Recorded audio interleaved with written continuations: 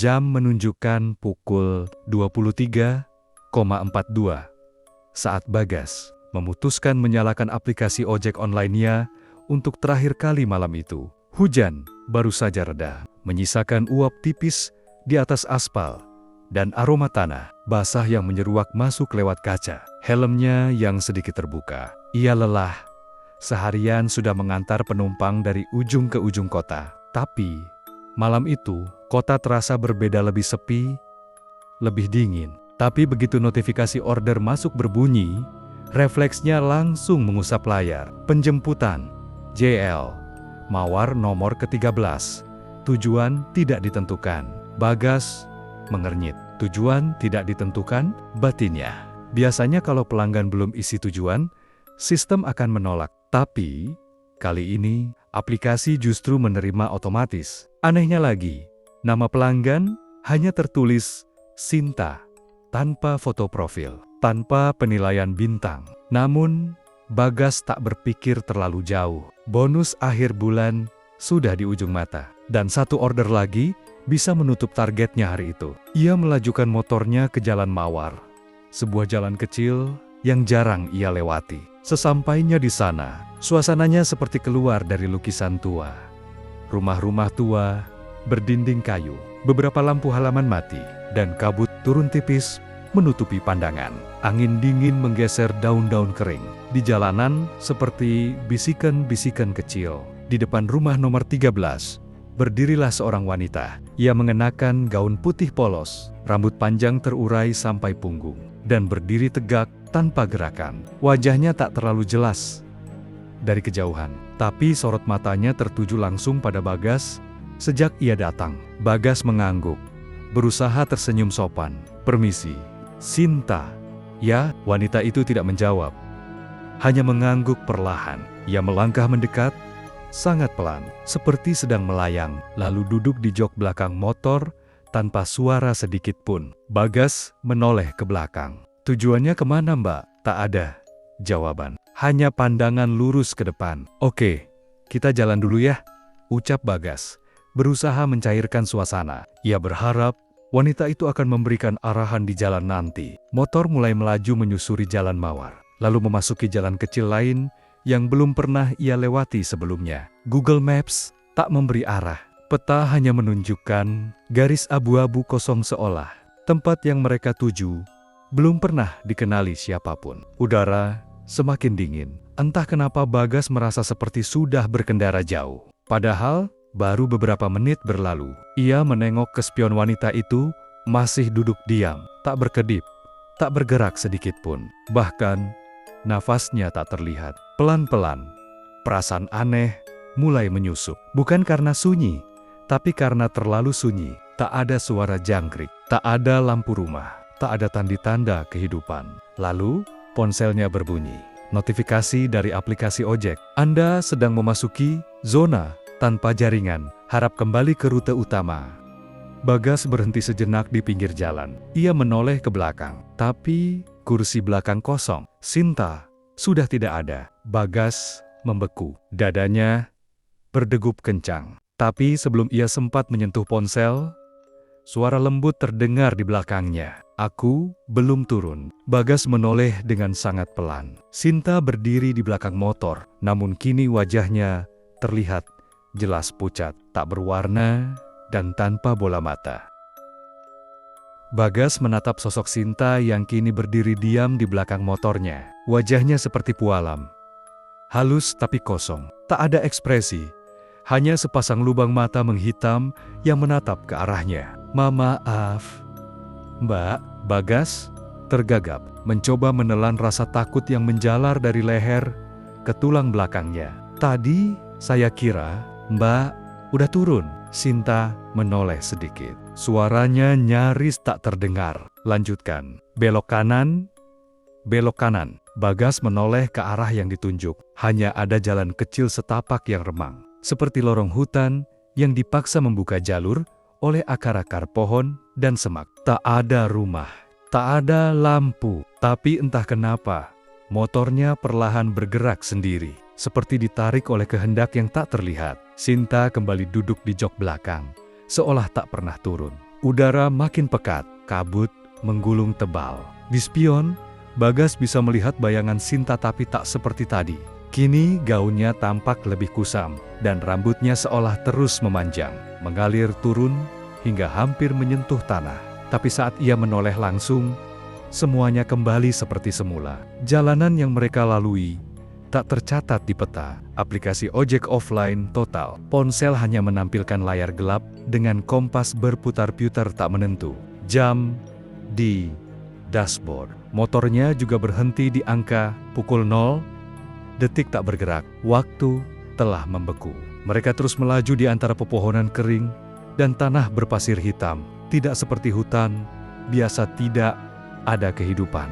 Tak ada nyamuk, tak ada suara, seperti alam yang sudah lama mati. Bagas mencoba bersuara lagi. "Mbak Sinta, kita mau kemana ya?" Sinta menjawab tanpa emosi. "Aku hanya ingin pulang." Kalimat itu menggantung dingin di udara. Bagas mencoba menoleh, tapi tubuhnya seperti berat. Tangannya menggenggam stang motor lebih kencang. Bahkan, ia tak menyadari, jari-jarinya mulai membiru. Entah karena udara, atau karena sesuatu sedang menghisap energinya perlahan. Kemudian, mereka sampai di sebuah persimpangan. Di depan ada gerbang kayu tua yang nyaris runtuh. Dengan papan lusuh bertuliskan aksara aneh. Tapi, yang membuat Bagas gemetar adalah ukiran di bawah tulisan itu. Lukisan wajah manusia yang menangis.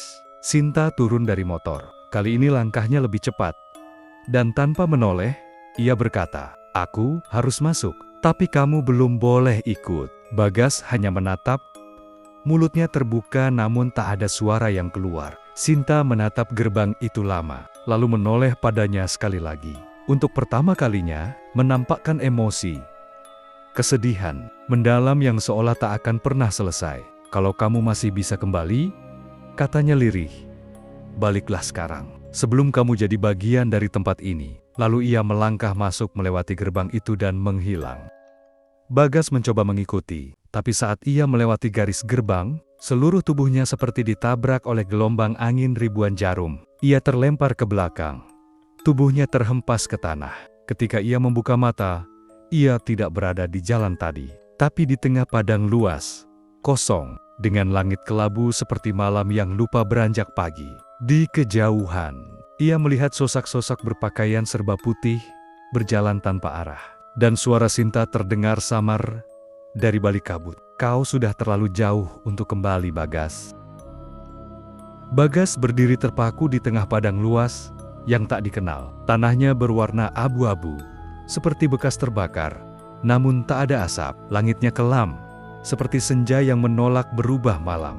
Tak ada bintang, tak ada bulan. Satu-satunya suara hanyalah detak jantungnya sendiri dan deru napasnya yang mulai tidak beraturan. Motor yang tadi ia kendarai masih menyala di belakangnya, tetapi tidak bisa bergerak, seolah-olah terpasung oleh sesuatu. Bagas mencoba menyentuh stangnya, tapi logamnya dingin seperti es. Saat ia menyentuhnya, telapak tangannya seperti ditusuk-tusuk. Ia mundur perlahan. Tiba-tiba, dari balik kabut muncul suara langkah kaki. Pelan, teratur.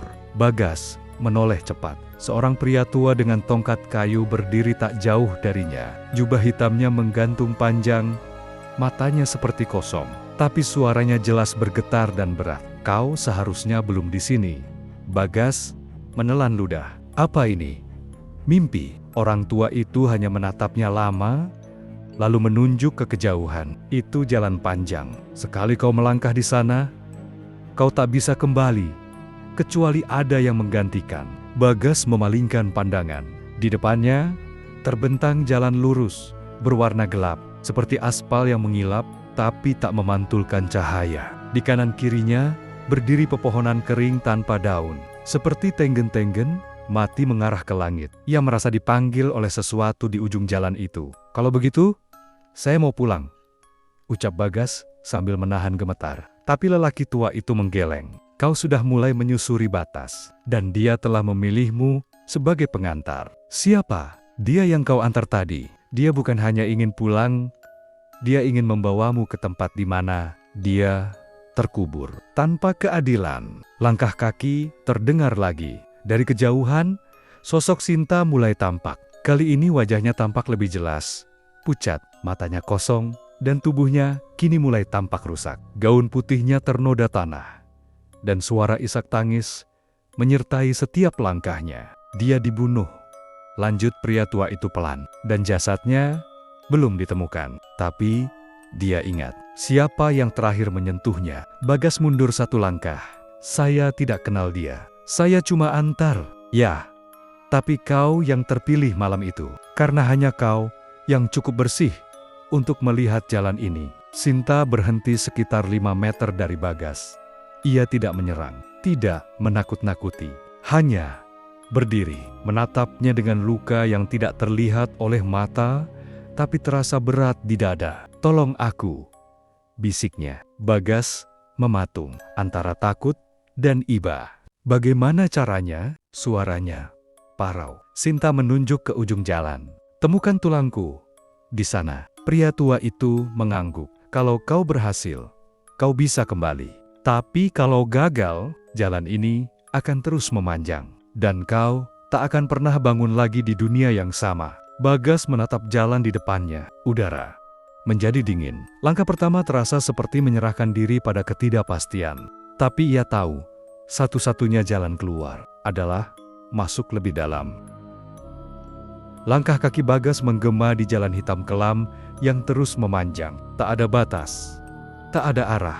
Kiri kanan, hanya pepohonan mati dan kabut tebal yang seolah ingin membungkusnya hidup-hidup. Udara menusuk seperti jarum es menembus tulang. Ia merasa seperti sudah berjalan berjam-jam. Tapi jam tangannya berhenti di angka yang sama. Pukul 0. "Temukan tulangku." Suara Sinta masih terngiang bukan dari mulutnya langsung, tapi seperti mengalir di dalam kepala. Pelan, tapi dalam. Bukan suara permintaan, tapi suara penuntut. Langkahnya tiba-tiba terhenti. Di tengah jalan berdiri sebuah halte tua yang tak masuk akal, kursi kayu lapuk, atap seng bocor, dan papan petunjuk dengan tulisan "Perhentian Jiwa." Tak ada bus, tak ada jalan lain. Hanya halte itu di tengah kehampaan. Dan di bangku halte itu duduk Sinta. Tapi kali ini tubuhnya lebih buruk. Kulit wajahnya mulai mengelupas. Matanya bolong, tapi ia tetap tersenyum. Sudah hampir sampai. Bagas mencoba menelan ketakutan. Kau masih hidup?" Sinta menggeleng. "Aku pernah, sampai seseorang meyakinkanku untuk naik motor malam itu, lalu membuangku ke lubang." Suara itu menusuk telinga Bagas seperti paku. Ia mengerutkan kening. "Maksudmu dibunuh? Siapa?" Sinta tak menjawab. Ia hanya berdiri, menunjuk ke depan. Di kejauhan, terlihat bangunan tua menyerupai gudang, terbuat dari papan dan seng karat. Di depannya tertancap papan kayu. "Jangan dibuka, di sanalah aku ditinggalkan. Jasmani dan dendamku masih terkubur di dalam." Bagas ragu. Ia ingin lari, tapi tubuhnya tak mau bergerak ke arah belakang, hanya ke depan. Ia menoleh lagi ke Sinta. Sinta sudah tak ada, tapi kursi yang ia duduki kini basah oleh darah. Bagas memaksa kakinya melangkah mendekati gudang. Langkah demi langkah seperti menjejak neraka tanahnya lengket. Udara makin berat, dan setiap langkah terasa seperti kehilangan sepotong jiwanya. Ia sampai di depan pintu. Tangannya gemetar saat menyentuh gagang kayu. "Kriaaaakak."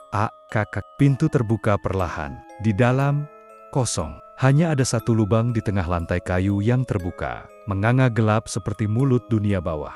Dan dari dalam lubang itu terdengar napas. Bukan napas hidup, tapi napas lama yang tak pernah berhenti. Bagas menyorotkan lampu ponselnya ke dalam. Terlihat tumpukan tulang kecil yang masih terikat tali nilon. Gaun putih robek di sisinya, dan potongan rambut panjang. Tangannya gemetar hebat. Ia tahu, inilah sisa jasad Sinta. Namun saat ia hendak memotret sebagai bukti, terdengar suara di belakang. "Jangan sentuh." Bagas menoleh dan melihat sosok pria berpakaian biasa. Wajahnya teduh, tapi matanya menyimpan sesuatu yang gelap. Tangannya memegang linggis. Dia pantas mati. Bagas mundur. Kau? Siapa? Pria itu melangkah maju.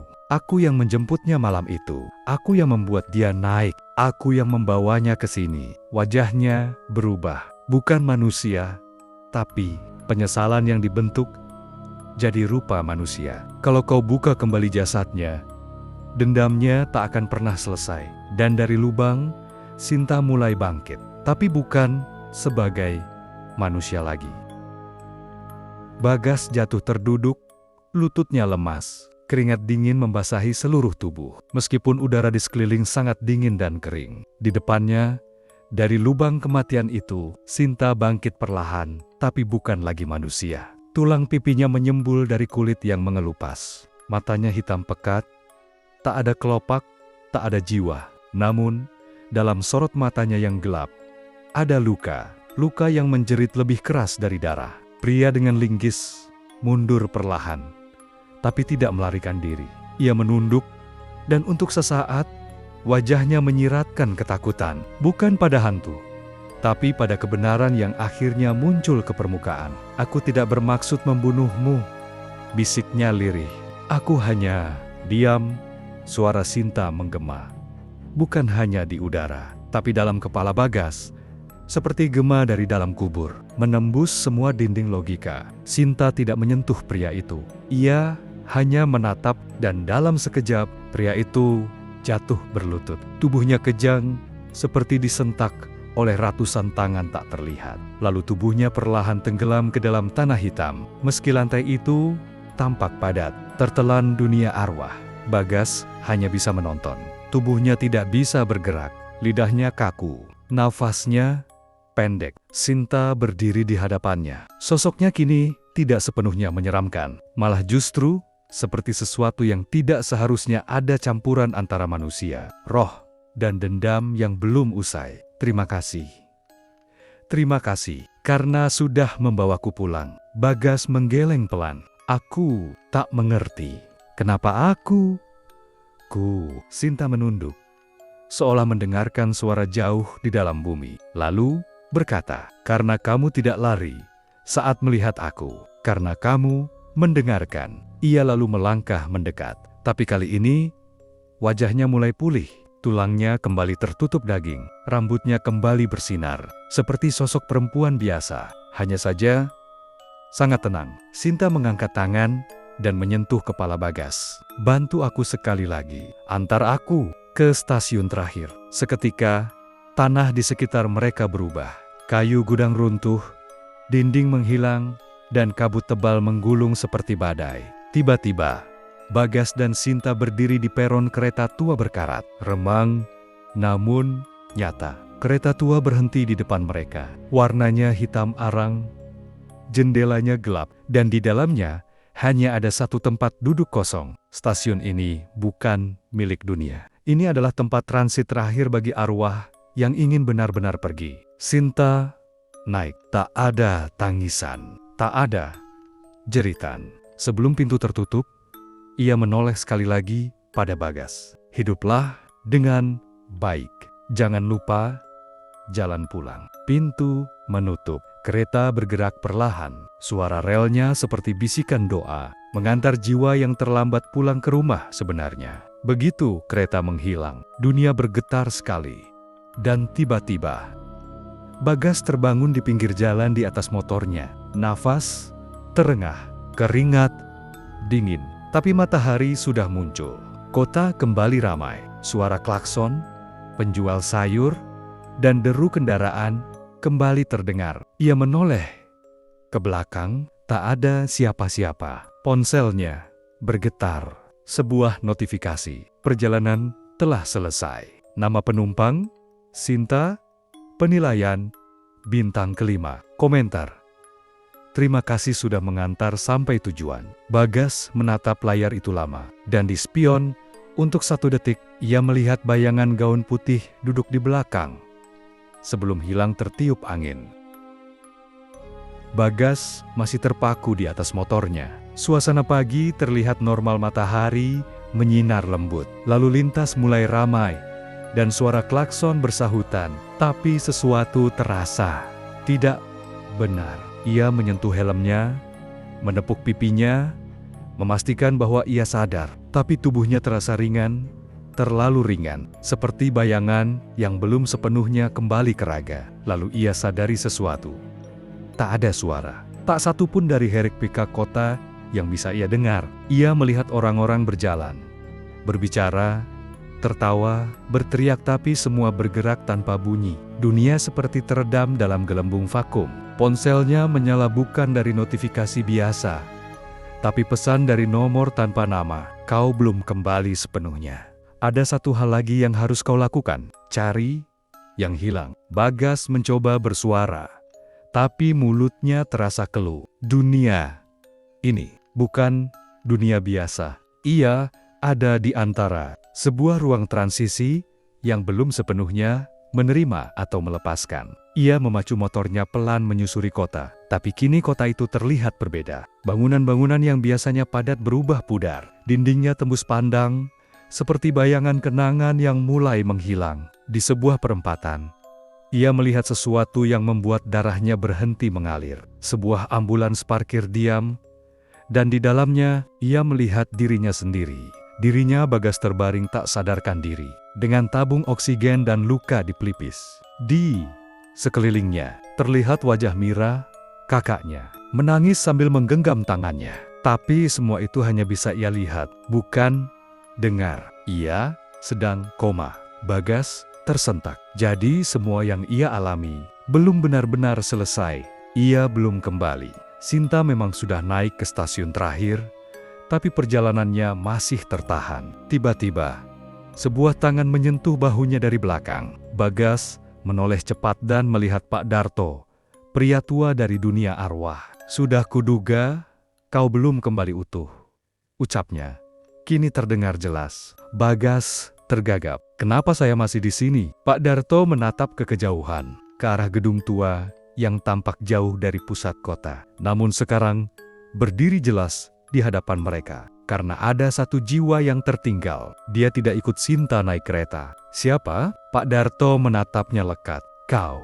Bagas menggeleng. Tapi, saya masih hidup. Jasamu sudah menyentuh dunia arwah, tapi tubuhmu masih di dunia. Kalau ingin kembali, kau harus temukan pintu pulang. Bagas menatap gedung tua itu. Suasana makin pekat, dan embusan angin membawa bisikan-bisikan yang tidak dikenalnya. Di sanalah kau akan menemukan jawabannya, kata Pak Darto perlahan, lalu berjalan menjauh dan menghilang seperti debu. Bagas menatap langit. Cahaya matahari mulai meredup.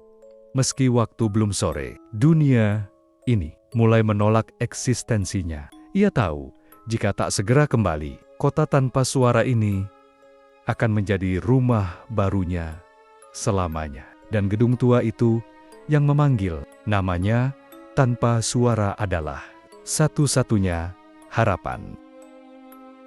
Gedung tua itu berdiri seperti luka di tengah kota yang terlupakan. Cat dindingnya mengelupas, jendela-jendela pecah ditutupi kayu, dan plakat di atas pintu depannya terbaca samar, instalasi jiwa yang hilang. Bagas menatapnya lama.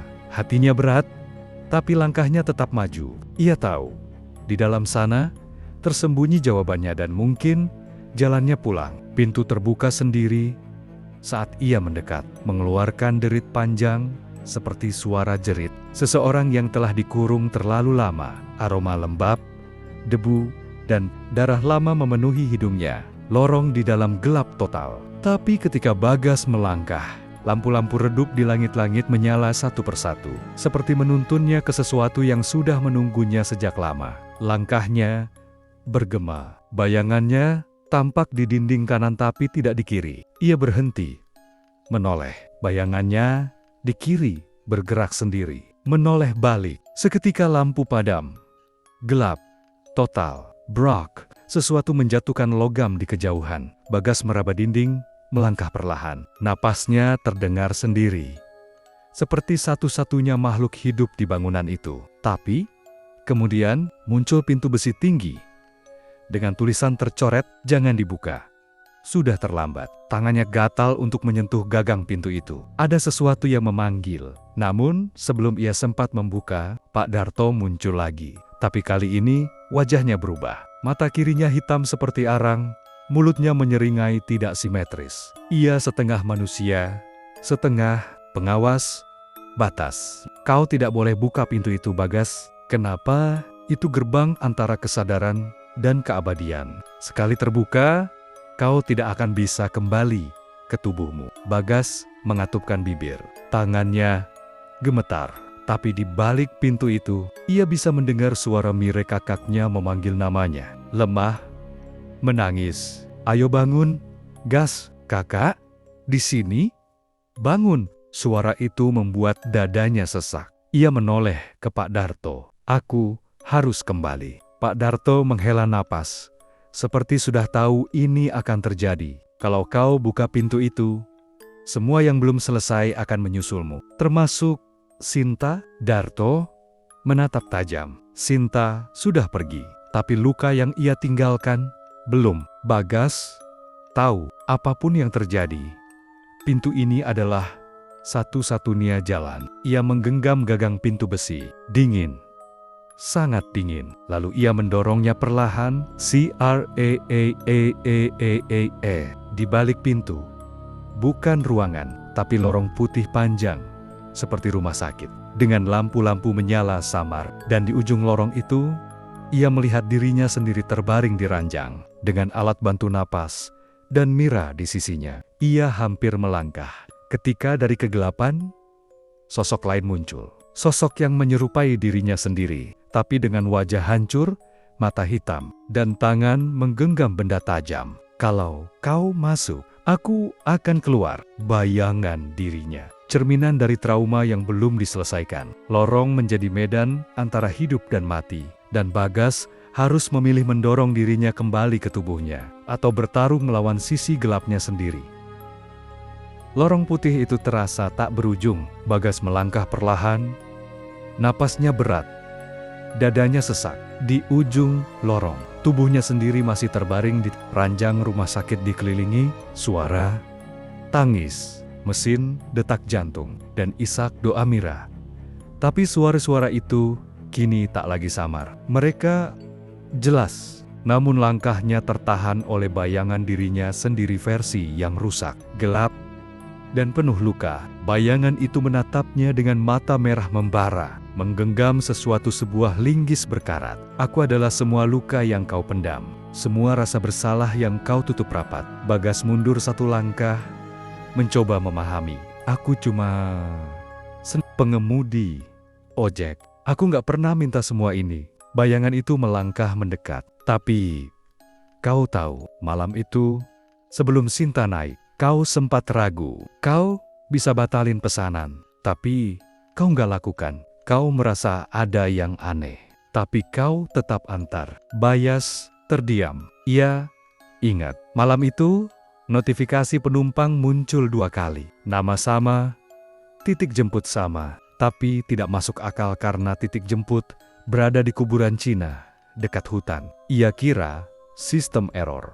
Dan saat ia lihat wajah penumpangnya untuk pertama kali, ada suara di hatinya yang bilang, jangan, tapi ia butuh uang. Ia tetap mengantar. Bayangan dirinya kini semakin dekat. Suaranya kini jadi ribuan. Bergema dari segala arah. Kau diam saat tahu ada yang tak beres. Kau tutup mata. Dan kini kau diadili oleh ketakutanmu sendiri. Bagas menatap bayangan itu. Tapi kali ini, tidak dengan ketakutan. Aku salah. Tapi, aku tidak jahat. Aku memang takut. Tapi sekarang, aku nggak mau lari lagi. Ia melangkah maju. Bayangan itu mengangkat linggis. Siap menghantam. Tapi saat Bagas menembus tubuhnya sendiri, bayangan itu hancur menjadi debu. Lorong berubah. Cahaya memancar dari segala sisi. Suara Mira memanggil namanya semakin jelas. Dunia bergetar sekali lagi. Dan Bagas membuka mata. Matanya terasa berat, tapi ia bisa melihat lenggit-lenggit rumah sakit. Suara mesin detak jantung berdetak stabil. Mira memeluknya erat sambil menangis tak karuan. Gas, kamu bangun. Akhirnya kamu balik juga. Bagas menatap sekeliling. Dunia nyata terasa berbeda. Lebih hidup, lebih berat. Tapi dari jendela, ia melihat sekelebat bayangan perempuan berbaju putih. Berdiri di atap rumah sakit. Lalu menghilang perlahan. Tenang, Sinta telah benar-benar pergi. Namun malam belum selesai. Karena Bagas tahu, masih ada satu perhentian terakhir yang belum tersingkap. Sudah seminggu sejak Bagas terbangun dari koma. Dokter menyebutnya keajaiban medis. Maire kakaknya menemaninya setiap hari, memastikan ia makan, istirahat, dan tidak menyentuh ponsel. Namun ada satu hal yang terus menghantui Bagas sejak hari pertama sadar. Panggilan tak dikenal. Nomornya selalu sama, 628-666-66. Eksek tidak tercatat, tidak bisa diblokir, dan anehnya, hanya berdering tepat pukul 0 setiap malam. Awalnya, Bagas mengabaikan, tapi malam keempat, saat suara dering itu kembali muncul, ia akhirnya mengangkat. Halo, tak ada suara. Hanya suara angin dan detak. Mesin jantung mirip dengan yang ia dengar saat berada di antara dunia. Kemudian, perlahan, suara seorang perempuan terdengar. Bagas, suaranya. Bukan Sinta, tapi familiar, lebih muda, lebih rapuh. Kamu masih ingat aku? Bagas mengerutkan kening. Suara itu seperti terpendam dalam otaknya sejak lama. Ia mencoba menjawab. Kamu siapa? Aku yang dulu pernah kamu tinggalkan. Tiba-tiba layar ponsel berganti sendiri. Muncul foto lama anak perempuan dengan rambut dikuncir dua, tersenyum di depan panti asuhan. Di belakangnya ada Bagas muda, sekitar usia SMP, mengenakan jaket hitam lusuh. Ia tercekat. Itu panti yang dulu pernah ia tinggalkan. Tempat di mana ia tumbuh. Tempat ia lari dari masa lalu. Namaku, Vina. Kau janji akan balik, tapi kau nggak pernah datang. Bagas terpaku. Kenangan menyeruak kembali dulu. Saat ia kabur dari panti asuhan, ada satu anak perempuan kecil yang menangis sambil memegangi lengan bajunya. Ia janji akan balik dan membawanya pergi. Tapi ia tidak pernah kembali. Sekarang aku di tempat yang dingin, gelap. Aku dengar kamu bisa bantu orang pulang. Tolong, aku juga. Lalu panggilan terputus. Bagas jatuh terduduk. Ponselnya kembali ke tampilan awal. Tapi di aplikasi ojek online-nya, tiba-tiba muncul pesanan baru dari nama yang tak asing. Penjemputan dari Panti Asuhan Cahaya Iman sudah tutup. Tujuan, tempat terakhir dia menunggu. Nama penumpang, Vina. Jam penjemputan, pukul 0. Catatan, jangan datang terlambat. Sekali ini, jangan tinggalkan aku. Bagas tahu, ini bukan sekadar tugas. Ini adalah penebusan. Tapi kali ini, dia harus memilih, membuka luka lama, atau membiarkannya menjadi dendam baru. Jam menunjukkan jam 23:55 saat Bagas berhenti di depan gerbang panti asuhan itu. Pelang kayunya masih tergantung dengan tulisan yang sudah pudar. Panti Asuhan Cahaya Iman. Namun, yang membuat darah Bagas berhenti mengalir bukanlah gedung bobrok itu, melainkan fakta bahwa tempat ini seharusnya sudah diratakan 5 tahun lalu. Tapi, malam ini, panti itu berdiri utuh. Lampunya menyala. Pintu gerbang terbuka perlahan sendiri, seolah menyambutnya kembali. Bagas menarik napas panjang dan melangkah masuk. Setiap langkah seolah menuntunnya kembali ke masa kecil dari lantai kayu. Bau bubur hangat dan suara anak-anak tertawa. Namun semua itu kini berubah menjadi sunyi yang menusuk. Ia membuka pintu utama. Di dalam, puluhan anak berdiri diam. Wajah pucat, tubuh kaku, mata kosong. Mereka mengenakan seragam lama panti. Tak bergerak, tak bernapas. Seperti kenangan yang membeku. Di ujung lorong, berdiri Vina. Tubuh kecilnya tak berubah. Seperti saat terakhir Bagas melihatnya belasan tahun lalu. Tapi, wajahnya sudah kehilangan cahaya. Kamu datang, katanya datar. Bagas menelan ludah. Aku minta maaf. Dulu, aku pengecut. Aku lari. Vina berjalan pelan ke arahnya. Kami semua menunggumu, bukan cuma aku, tapi mereka juga. Ia menoleh ke anak-anak di belakangnya. Kamu janji mau jemput aku, mau bawa aku keluar dari sini. Bagas menggeleng, air matanya mengalir. Aku nggak tahu harus bagaimana. Aku cuma anak kecil juga waktu itu. Tapi sekarang kamu dewasa dan kamu masih bisa menepati janjimu. Pintu di belakang mereka menutup keras. Seketika, suara jeritan anak-anak terdengar, tapi bukan dari mulut mereka, melainkan dari dinding. Dinding yang retak mengeluarkan suara tangis dan suara cambukan. Bayangan masa lalu mulai muncul. Anak-anak dikurung, disiksa oleh pengurus panti. Vina yang mencoba melarikan diri dan tak pernah kembali. Kami dibunuh di sini, bisik Vina. Satu persatu, Bagas membelalak. Kenapa nggak ada yang tahu? Karena tak ada yang mencari. Seketika lantai runtuh di bawah kaki mereka dan Bagas jatuh ke dalam ruang. Bawah tanah yang penuh tulang, kain sobek, dan nama-nama yang tertulis di dinding. Di tengah ruangan ada sebuah buku tamu lama. Bagas membacanya, dan di halaman terakhir tertulis, tamu terakhir, Bagas, 15 tahun lalu. Status, tidak pernah kembali. Vina berdiri di belakangnya, perlahan berubah.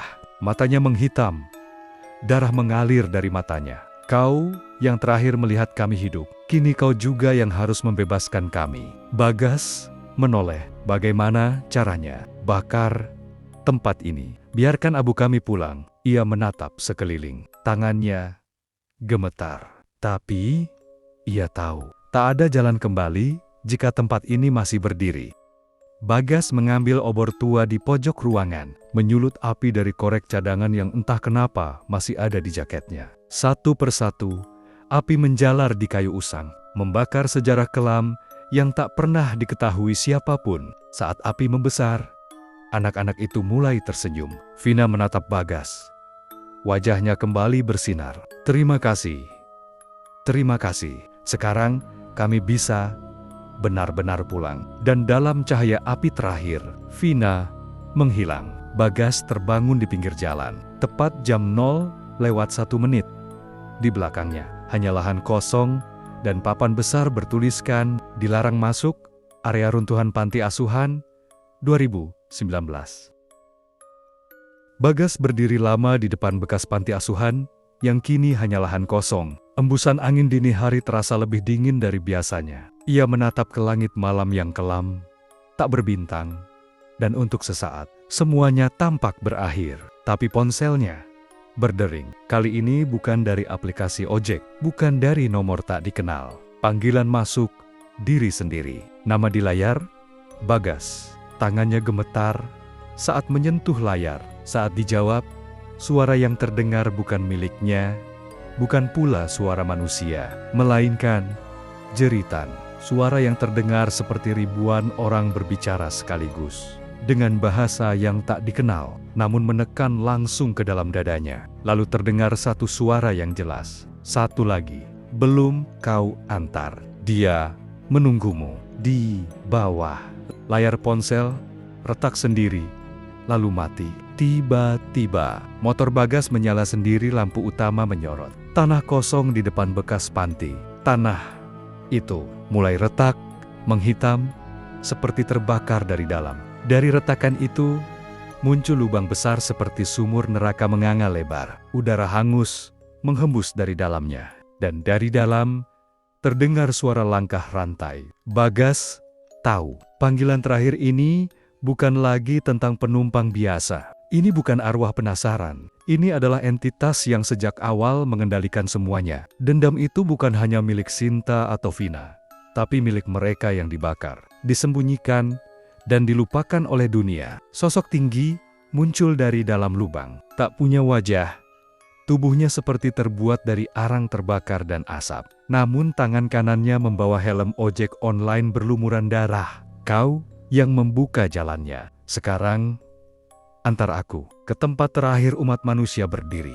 Bagas mundur. Aku bukan pembawa kematian. Sosok itu mendekat. Tapi kau yang mengantar mereka semua. Bayangan semua penumpang sebelumnya muncul di sekelilingnya Sinta. Vina bahkan Pak Darto.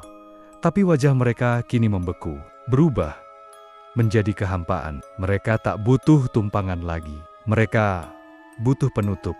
Bagas mengerti, ini bukan soal penebusan lagi. Ini soal menghentikan sesuatu yang sudah terlalu jauh. Ia mengangkat ponselnya, membuka aplikasi ojek, dan melihat satu permintaan terakhir. Penumpang, entitas tak bernama, titik jemput, lubang neraka, tujuan, titik akhir kehidupan. Bagas menarik napas, menekan terima pesanan, dan begitu ia menekan tombol itu, dunia sekelilingnya runtuh, tanah terbuka, langit terbakar merah, suara doa dan teriakan terdengar bersahutan. Ia berada di atas motornya, tapi sekarang bukan di dunia. Ia mengemudi melewati jembatan darah, menembus hutan api, menyalip arwah-arwah yang menjerit ingin ikut. Di belakangnya, penumpang terakhir duduk tenang, tak berbentuk, tapi hadir. Cepatlah, cepatlah, sebelum seluruh dunia ikut terbakar.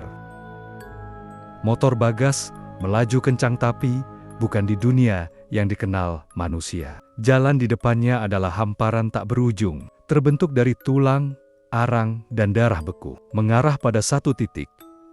Sebuah gerbang raksasa berdiri di tengah kehampaan. Di balik gerbang itu, semesta yang belum pernah dilihat oleh mata manusia. Tempat waktu tidak berlaku. Tempat semua arwah tersesat berkumpul. Tempat di mana dosa dan penyesalan tak bisa lagi disembunyikan. Bagas mengendarai motornya dengan mantap. Di belakangnya, penumpang terakhir masih diam. Tapi Bagas tidak berani menoleh. Ia tahu, apapun yang ada di belakangnya bukan untuk dilihat. Angin membawa suara. Gerbang ini tidak bisa ditutup kecuali oleh orang yang membukanya. Dan hanya satu dari kita yang boleh keluar.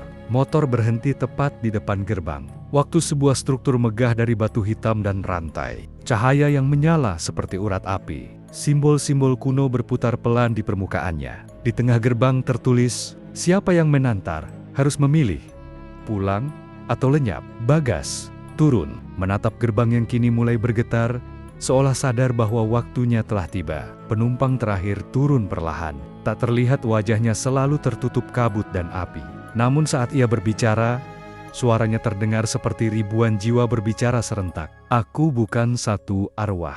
Aku adalah semua yang pernah kau tolak, abaikan, dan tinggalkan. Kau akan jadi seperti kami jika tak memilih sekarang. Bagas berdiri tegak. Ia melihat ke tangan kanannya, masih menggenggam helm ojek. Ke tangan kirinya, ponsel retak, layar menyala, dengan dua pilihan. Ikut masuk, kunci gerbang, kembali sendiri. Tangannya gemetar. Jika ia ikut masuk, ia akan hilang selamanya. Namun jika ia menutup gerbangnya, akan selamat. Tapi semua arwah, termasuk Sinta, Vina, dan anak-anak lain, akan tetap terjebak selamanya. Bagas memejamkan mata. Suara Mira, ibunya, Vina, dan Sinta bergema dalam pikirannya. Lalu, ia memilih yang tidak ada dalam layar. Ia lempar helm ke arah gerbang dan berteriak, "Kalau aku yang membuka, aku juga yang tutup." Dari dalam, lalu ia loncat masuk ke dalam gerbang bersama penumpang terakhir. Cahaya membutakan, jeritan membelah langit. Gerbang menutup dengan raungan akhir. Beberapa hari kemudian, Mira duduk sendiri di rumah sakit, menatap kosong keluar jendela. Bagas tidak pernah kembali. Tubuhnya dinyatakan hilang setelah sebuah kecelakaan misterius. Hanya motornya yang ditemukan di pinggir jalan, dekat lokasi bekas panti asuhan. Namun, saat ia membuka aplikasi ojek online di ponsel Bagas untuk terakhir kalinya, muncul notifikasi. Terakhir diantar ke tujuan. Keabadian, penilaian, bintang 5, komentar, terima kasih sudah menepati janji. Mira menangis pelan, dan di layar ponsel, nama pengemudi berubah. Bagas, legenda yang mengantar jiwa pulang.